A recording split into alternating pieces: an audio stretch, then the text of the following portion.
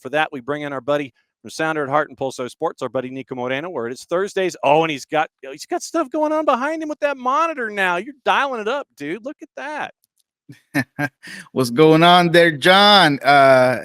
SDH family, what's going on? Excited to be on here on a Thursday, of course. And yes, we're trying to play around with the backgrounds. I'm working on that other wall too. So, we're going to have multiple backgrounds here in a little bit, but just getting it dialed in, all thanks to that SDH checks coming in nice and slow. You know what I mean? Right there with you, brother. I can know exactly what you're talking about the slow checks coming.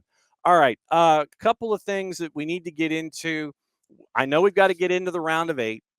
I know that we've got to get into juice boxes and what you think about those matchups, but we got some players news to get into and player reports to get into, specifically a couple of the roster slots that are there in Seattle. There's interest from Liga MX teams and folks in Chicago. Teams have been making their end-of-season roster moves, and they can do that for the next 3 weeks. Where do you want to start?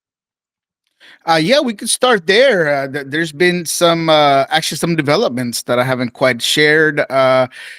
Obviously, it's nothing that is going to get national headlines, but John Bell, he is a guy who I had reported had interest from Chicago. It could be a potential landing spot. A second team has come around, and they're actually in negotiations with John Bell, and is Austin FC. Which is, I think, a good fit for a guy like John Bell. Look, if John Bell brings anything to the table, is a guy that is defensively sound. He has versatility. He could play at left back. He could play at center back. He's a guy that has a very high floor, and I think that for a club like Austin that last year, there were so many inconsistencies. Having a guy like that in the back line, experience, physical, a locker room guy, a guy that plays with the chip on his shoulder. I still remember the very first time I talked to John Bell after he felt like he was let go from San Luis in a almost unfair fashion. He thought he could have been there longer. So to me, that's a good fit, for a guy that is looking around the league, testing the free agency market. If there's a possibility to come back to Seattle, that'd be great for Seattle. But if not, I'm happy for John Bell that he is, checking his options out there.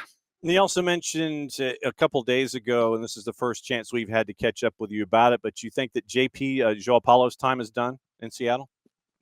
Yes. So there's a couple of players that are very likely gone. One is Ryan Kent, whose option was not picked up. He's a guy that comes at a high salary, and unfortunately for Ryan Kent, his time here was plagued with injuries, and obviously that's something that is difficult to. You have a limited amount of time to prove what you got on the field. And I thought he did that sporadically. He wasn't as consistent and as dynamic and maybe as impressive as we might have initially thought that was going to go. But, he's a guy that was very reliable at times, and that he was a contributor and a guy who you could trust bringing in on the field. But at this particular time, and that's why Seattle not picking up the options, not surprising. What you got out of it didn't quite reflect the salary.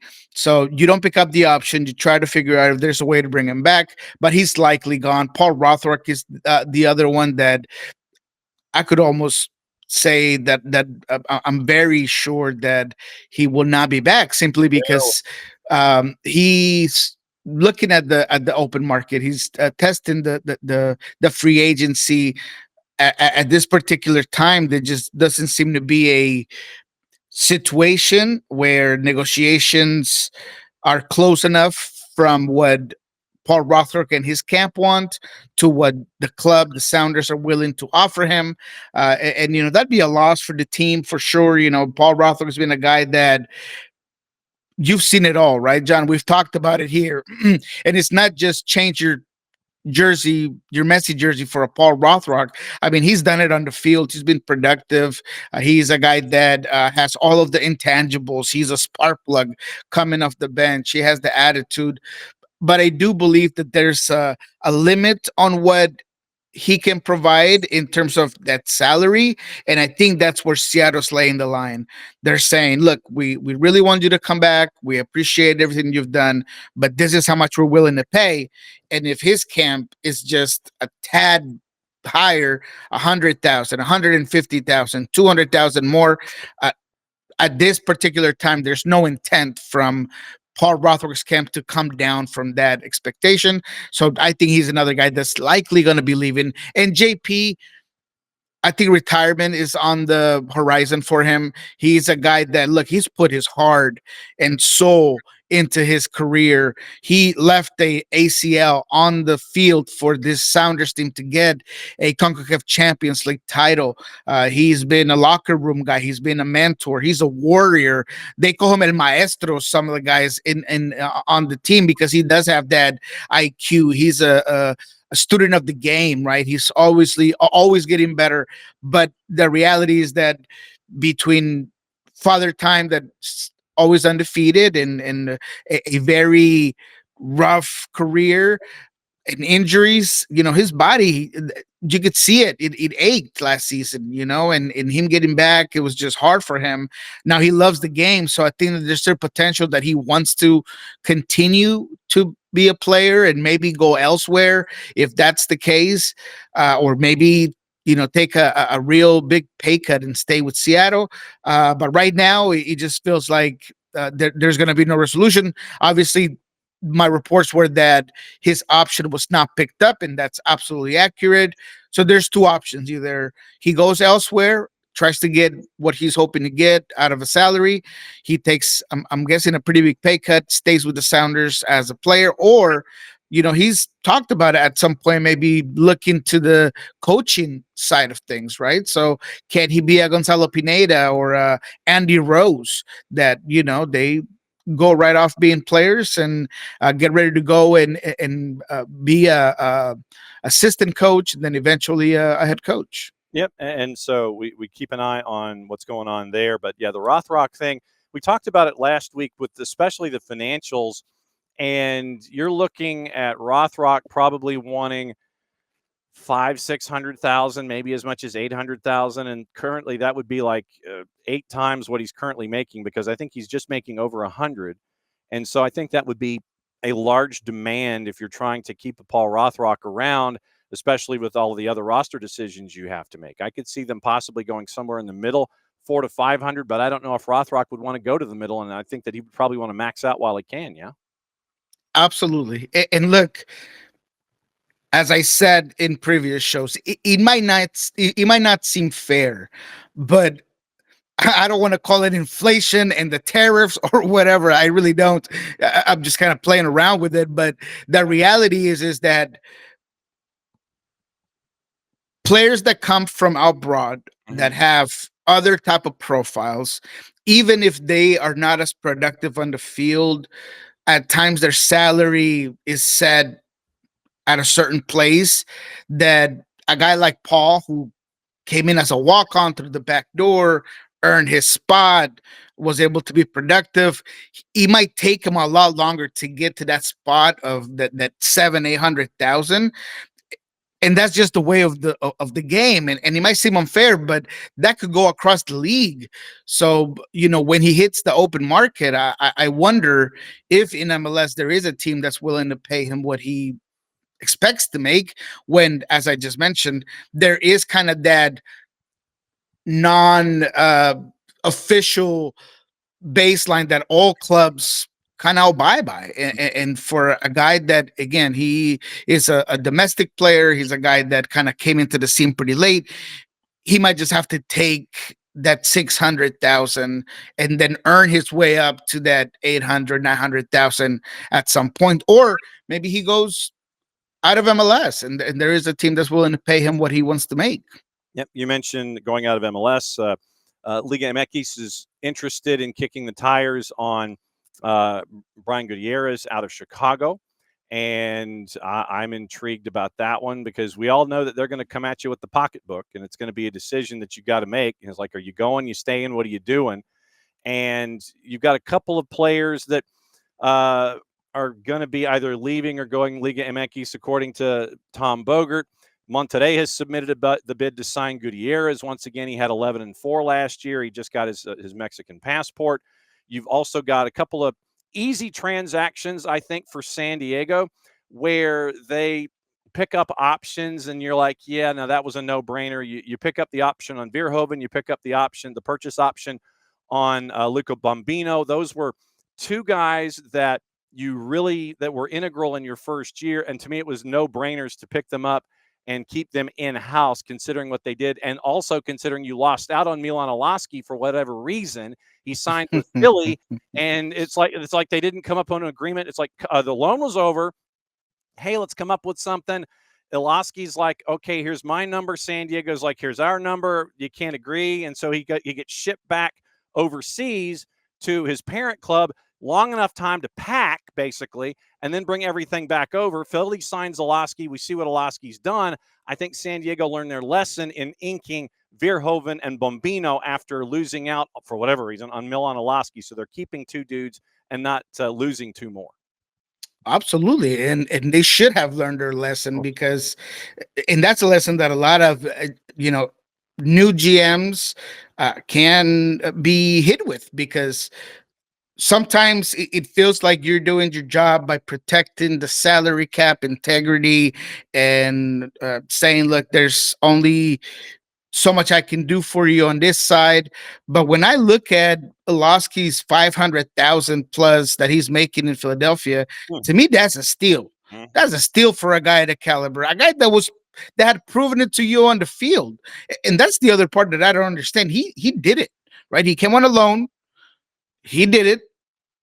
Pay him his cash, man, especially because those type of goal scorers don't just come and go anywhere in any league. So it is difficult. I love Bambino. I think Bambino's a guy that had a monster season, right? A breakout season, a guy that I did not have on my bingo cards to have this sort of season. Went into the national team scene as well. So two-way player. That was absolutely a no-brainer. So I definitely do believe that there are some of these moves that, as you said, they are no brainers. But sometimes when you hit the negotiating table, everything is fair. It can go absolutely anywhere.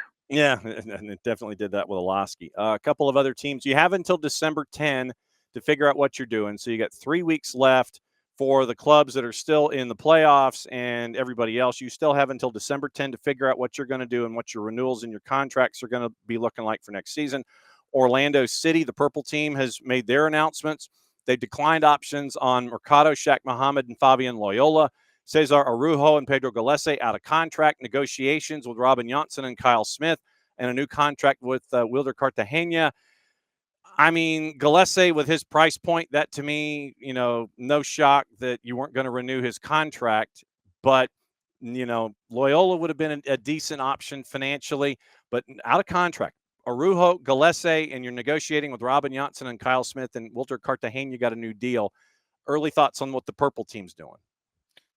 They're playing it safe, and the Cartagena situation gives you both a team friendly salary with the guy that is a workhorse and can do a little bit of everything, and you're getting rid of the guys that are the cost, or not getting rid of, but you are not tying yourself up to guys that just have the salary a little bit higher and that maybe have not been as consistent as you wanted to. Look, Araujo is a guy that I really liked, and he had one season that I thought he was unreal. He was on my MLS 11 at the end of the year, but then after that, he just couldn't quite keep it together. There was a lot of moments where you thought that he was going to be a cornerstone for this team, but he never proved it. He wasn't an Ojeda that, man, that guy just came out to play, right? He wasn't even a Gillespie that at one point he was one of the leaders in his team. So that's exactly why I think that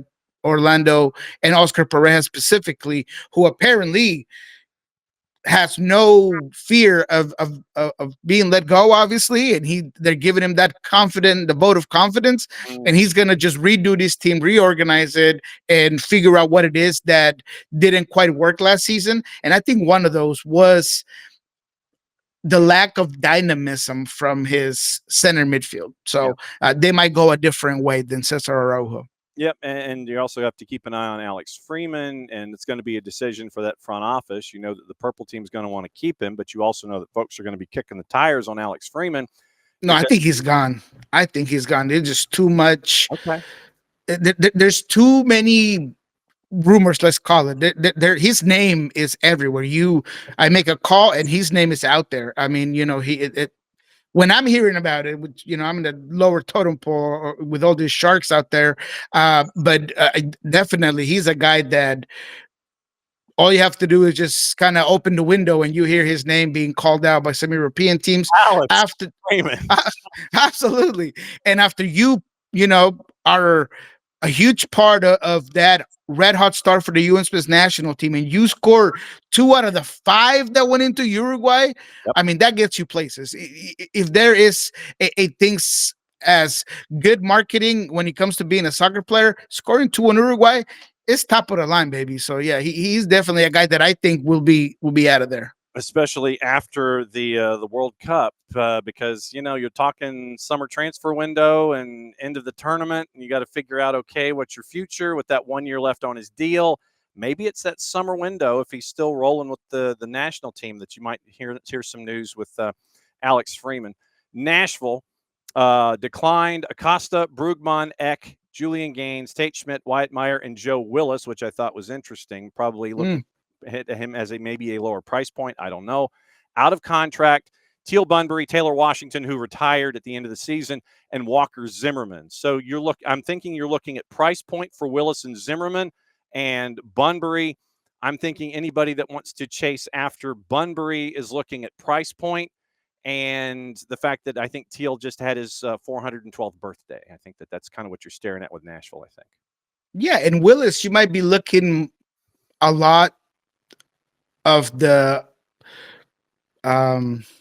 almost a form of respect. His situation to me with Nashville right now is a lot like Stefan Fry. He was one of the originals for you, right? He has been a good goalkeeper. He's really, honestly, performed quite well. He wasn't a big name guy, but he performed like a big name guy. And I think that if you want to work on his salary and maybe bring him on and keep your options open, if there is a number 1 that you can go out there and get, and he could be your number 2, I feel like that is very similar to what the Sounders have here. Obviously very differently, because Stefan Fry is definitely an absolute legend for the club. And he could potentially be looking at the same thing, where he comes in at a much lower salary just to be the guy off the bench, and you allow Andrew Thomas to do his thing. So I feel like Nashville is going that route. I think Zimmerman's obviously absolutely gone. I think he'll go out there and get close to what he made last season elsewhere. He's just a big name. He's a big frame guy with a lot of the profile the teams are looking for, and they don't mind paying for that sort of center back. So I do think that he's the one guy that will be leaving. But I think for Nashville, this has to be a big rebuild year to get you a step closer to what I believe BJ wants out of this team, and it's just being more effective on the ball and being able to not allow teams to get games to get out of hand the way they did in the playoffs for this team. So I do believe that there's going to be a lot of movement in Nashville on that end. All right, the third team is Portland. Contract options declined on Carballo, Christian Paredes, and Matias Rojas. Out of contract, Crepeau, Eric Miller, Hunter Salt, and Dario Zuparic. So now this means that the keepers that you're keeping an eye on, pardon the pun, you're looking at Crepeau, Sean Johnson, Joe Willis. They're out there in the market right now, and if you're looking for a backup or a twos guy that you might have on a yo-yo, you could go out and chase after somebody like a Hunter Salt. But right now, Portland sends out Crepeau out of contract. So Crepeau, Willis, and Sean Johnson, and Gillespie. So you've got 4 dudes out there between the sticks that if you want to kick the tires and you think you can spend some money, you got dudes that you can look at. Yeah, it's interesting because when Crepeau was taking over the job at Portland, I thought that was going to be a long term thing, and it really doesn't look like that's going to be the case. I don't know if Gillespie is at this point in time an improvement off of Crepeau. So yeah, I honestly don't like any of those guys. If I'm starting a team and I really want to get going. Maybe Pedro Gillespie on a very low number and very low to his previous salary, of course. So maybe you're paying him 5, 6. I just don't know what he's asking for. And for all I hear, it's a lot more than that. And I'm just not willing to pay for that when it comes to a goalkeeper. To me, the biggest surprise when it comes to the Timbers is Phil Neville staying. I mean, I just feel like he hasn't done enough. He's been embarrassed in the last 2 years in the playoffs and in the last final games. I mean, he's gotten beat down, like played off the park.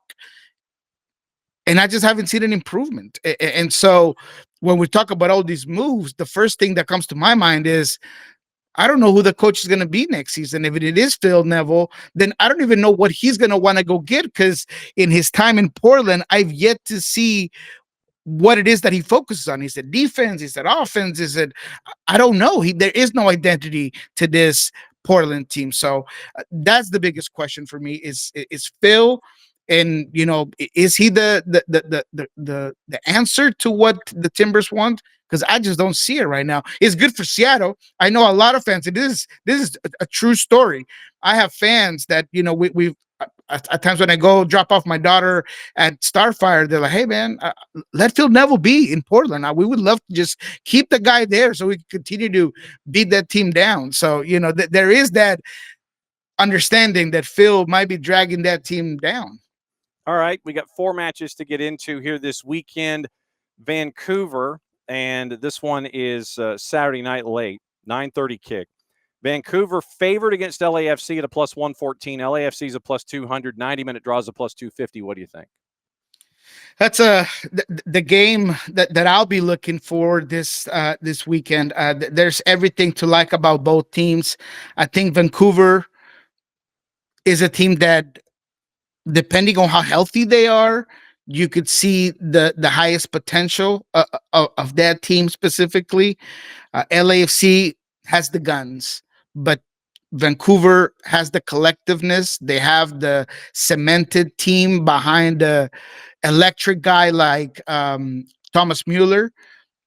Son doesn't stay far behind, though. He's a guy that has that team rolling in all cylinders. But I like the balance, and I like the consistency and the ability to play off script that Vancouver gives you. I feel like LAFC needs the game to go a certain way. And I think that the biggest example for me is that first game against Austin in the playoffs, where things just didn't go their way. They got bounced off the ball. It was one bad miss, and then they just couldn't get it back. Vancouver, to me, just has more ways to stay in games like this. And that's why I'm taking Vancouver. I'm taking Vancouver nice and easy. I'm taking Vancouver. Yep, you are not alone in that because of BC Place being a very, very tough place to play, and traveling up there always seems to be a bit of a pain in the butt. And it's just it's an odd home field advantage that Vancouver has on Saturday night. Sunday doubleheader, 5:00 in the afternoon. Messi and friends travel to TQL to take on FC Cincinnati. They are a prohibitive favorite, albeit on the plus side at a plus 120. 90-minute draws a plus 274. FC Cincinnati a plus 177. Yeah, this one's close. And I've been doubting Inter Miami the entire playoffs. Mm-hmm. And I'm not going to stop. I'm taking Cincinnati. I do believe that Cincinnati, if they got through a Columbus Crew team that had all the motivation, They had a phenomenal coach with a great game plan and enough quality on the field to match you up and put you against the wall at times. I think Cincinnati gets through Inter Miami. I don't think that Inter Miami has been in enough brawls. Brawls. I'm talking about brawls, John. I'm Mm-hmm. not talking about you're handling the game and Messi got off and he decided to just go full on Super Saiyan and he scores 3 or 4 goals. Brawls. And I think that you need that in order to beat Cincinnati. You just have to grind out games. They're going to put you in a restraining hold. They're going to occupy the midfield in a certain way. They're not going to allow Messi to have open space. They're going to be physical. To me, Cincinnati has the talent and the physicality to take down Inter Miami. So I'm taking Cincinnati. Yes, sir. Yes, I am. Take And that. watch me have to eat my words here next Thursday. Oh man, plus 177. You'll take that too. And then 745, the nightcap, which probably means 755 or 757. Philly hosting NYC. NYC is a big underdog at a plus 281. They are missing some firepower because of injury that happened in the international window. 90-minute draws a plus 252. Philly's a minus 118. Do we even need to go any further? Wow, I feel like I'm going all chalk here. I literally just realized that I got all number ones in my bracket here coming up. That is just not good. But look, I really like New York City. Really like what they had going on. Love Nico Fernandez. Like what they were doing in the midfield. But man, injuries just destroyed their possibilities. So I can't sit here in all honesty and tell anyone to take New York City FC when Alonso Martinez was the firepower at the end of that spear. I mean, he was their guy. He's the guy that put the ball in the back of the net. And Nico Fernandez is not going to be able to go coast to coast every game like he did against Charlotte and put the ball away in the back of the net. He can only do so much. Mhm. And Andres Perea was another guy that I felt like was very important for this team, and losing him was just as bad as losing Alonso Martinez. So I think Philly, with Coach of the Year Cornell, a group that can put it together, plenty of options of goal scorers. I think that they've improved defensively. I think Philadelphia just takes it, and I think this is probably the most locked game out of all of them so far, and that's simply because of injuries for New York City FC. If that was not the case, I'd be trying to figure out who I wanted to pick. But Mhm. those two guys were just crucial for New York City FC. Last one is going to be Monday Night Football, 10 o'clock Eastern, so 10:12. San Diego FC at the Murph Dragon favored at a minus 167, going up against Minnesota at a plus 384. 90-minute draws a plus 301. I'm leaning more toward that draw because of how Eric Ramsey wants to go about things. I'm leaning towards the draw as well. And that's the only way I'm not going to go chalk on this one, because there's a good chance that Minnesota wins that game out of PKs. But I do feel like Minnesota can withstand what Cincinnati throws their way.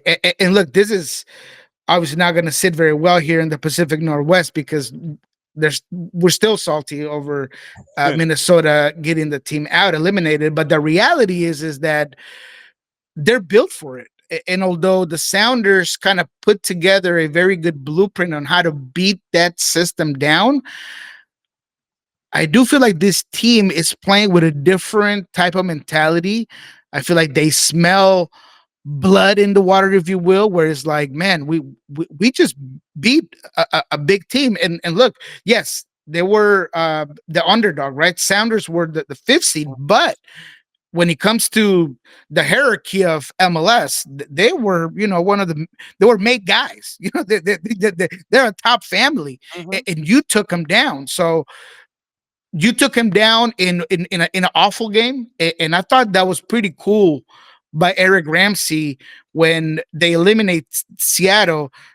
There's that video of him on the locker room where he's like, "Look, you guys play like shit." Really, I mean, obviously, I'm sorry about that. You guys played badly. You guys No, played no, look, poorly. you can look. We've done E ratings in the past. Jarrett comes in, he gives us the E rating after about 15 seconds. It's all good. You can say whatever Yeah, you.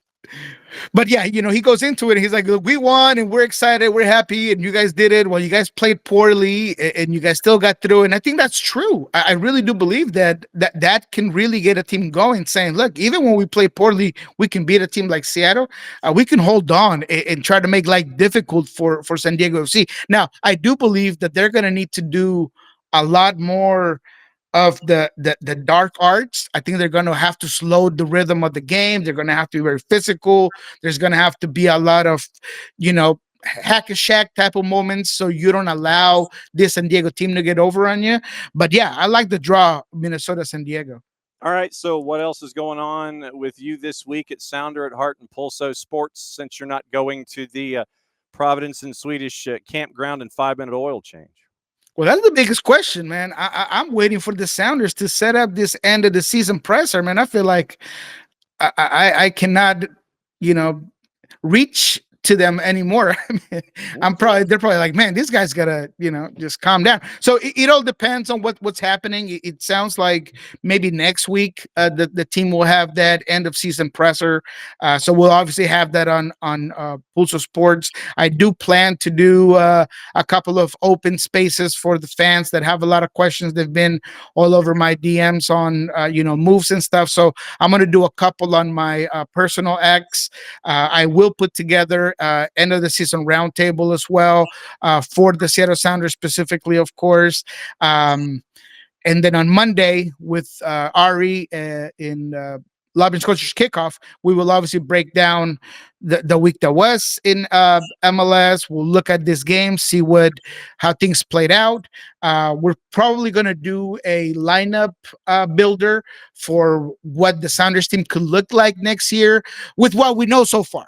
So the guys that are staying, that we for sure know that are staying, we're going to try to figure out what would happen. What would be the scenario if you started next season with the guys that you do know are going to be here for this team. So go ahead and check that out on Love and Scorchers. And that's it.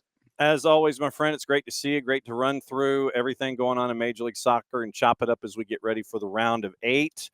As always, great to see you. Be safe. We'll catch up with you again next week. We've got to figure out, because Thursday is Thanksgiving next week. So we've got to figure out what your week is like Wednesday, Friday, and figure out how much time you're spending with family. So let me know if one day is better than the other next week, and we'll knock it out at that same 10:30 and 7:30. We'll knock it out on either Wednesday or Friday.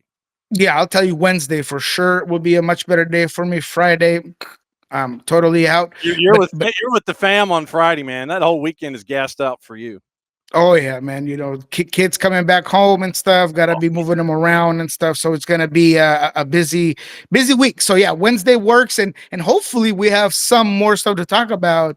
With, of course, not just the playoffs, but maybe some new information on moves and stuff from not just the Sounders but MLS. I'm out there, man. I'm out there. I know you are, and you sell yourself well short, and you undercut all the sources and everything you know. So next Wednesday, 6 days from now, at 10:30, 167 and a half hours from now, we'll catch back up again. Be safe, and we'll catch up with you next week leading into Thanksgiving. Yes, sir. Appreciate you, boss. All right, there goes Nico Bonanno from Pulso Sports and Sounder at Heart.